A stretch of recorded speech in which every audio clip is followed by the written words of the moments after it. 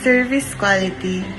In the case of service, it may be a product of not may be a product. For instance, an organization supplying electricity to a household is a service organization. The objective is supplying electricity to a household for various purposes. In achieving its object, the organization's undertaken external activities such as generation, transmission, and distribution so that the power is available at the consumer's doorstep.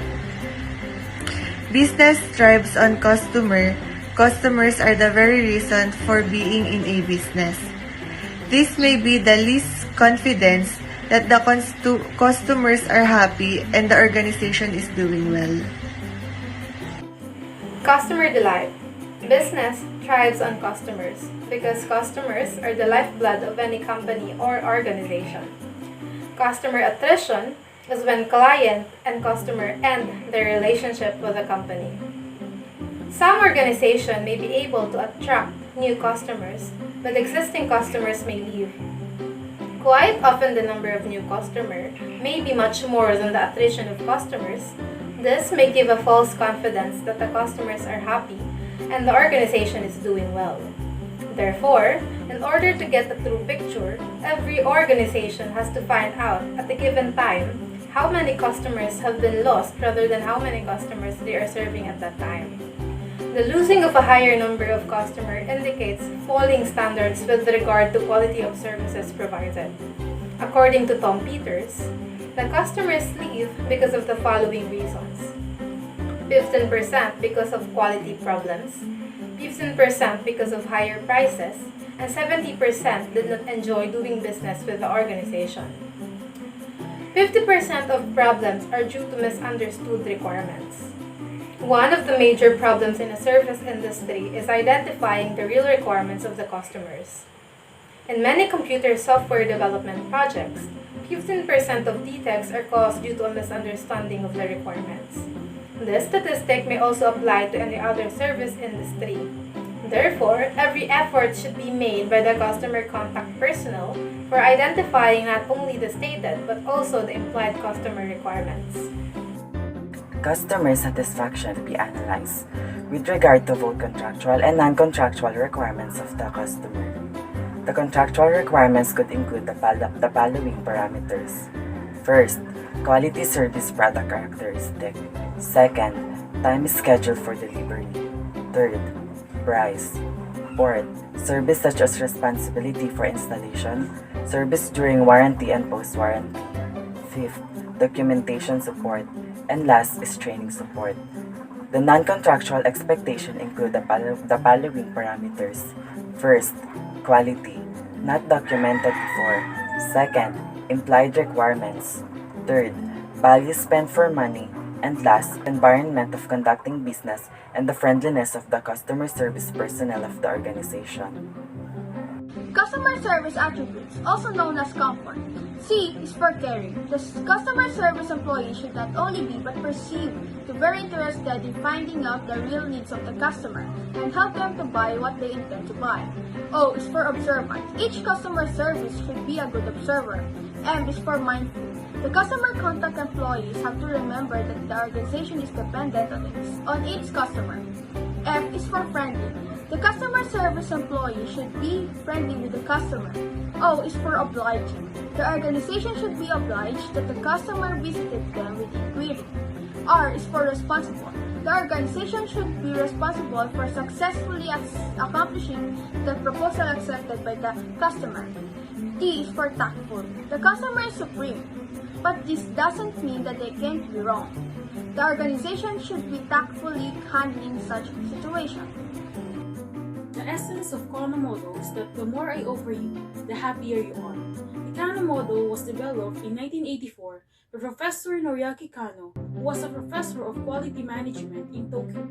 It was designed to categorize and prioritize customer needs, guide product development, and enhance consumer satisfaction. Generally, quality is considered to be one-dimensional in nature. One-dimensional models for quality explains that when we measure the performance of a product, we rate them as good or bad. Similarly, When we rate the satisfaction of a customer, we rate them as good or bad. The x-axis represents the performance of the product or service or degree of implementing the product function. The absence of the product function is indicated by the extreme left point on the x-axis. The product function is fully operational at the extreme right point. The level of customer satisfaction is represented by the y-axis. On the highest point, the customer is extremely satisfied. On the other hand, the customer satisfaction is quite low. Performance quality. Look at the linear graph. This measures satisfaction proportionally to the performance of the product. Performance quality attributes generally cause linear response.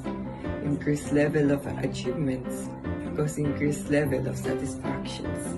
The customer requirements for performance quality can be found for the customer service. Excitement quality, the third quality type. Excitement quality is generated because the customer receives the features or attributes that they do not expect or think of. Customers generally do not articulate excitement attributes in customer service because they do not know that they want them.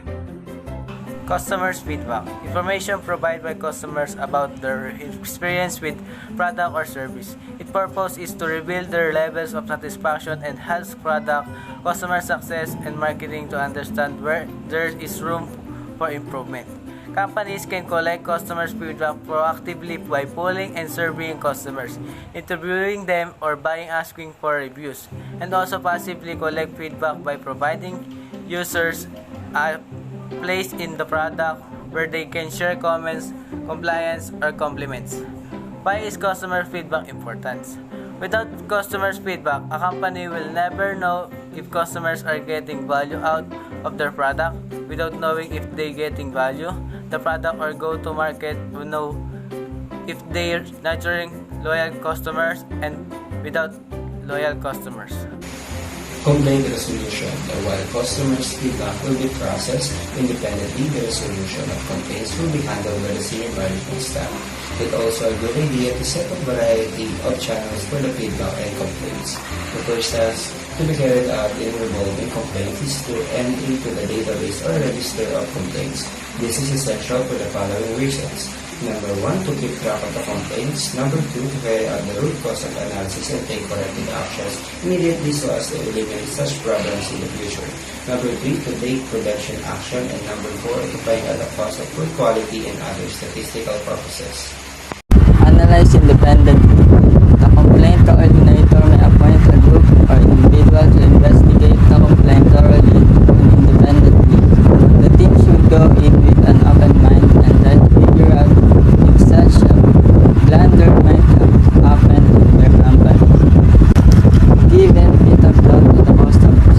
There are frequently discrepancies between comments made by organization personnel and the customer. A scenario like this should be handled with tact, and the team should be able to uncover the facts. Satisfying annoying customers. It is a waste of time if the organization will please a few annoying customers than focusing in loyal and satisfied customers. But you should pay attention to these unsatisfied customers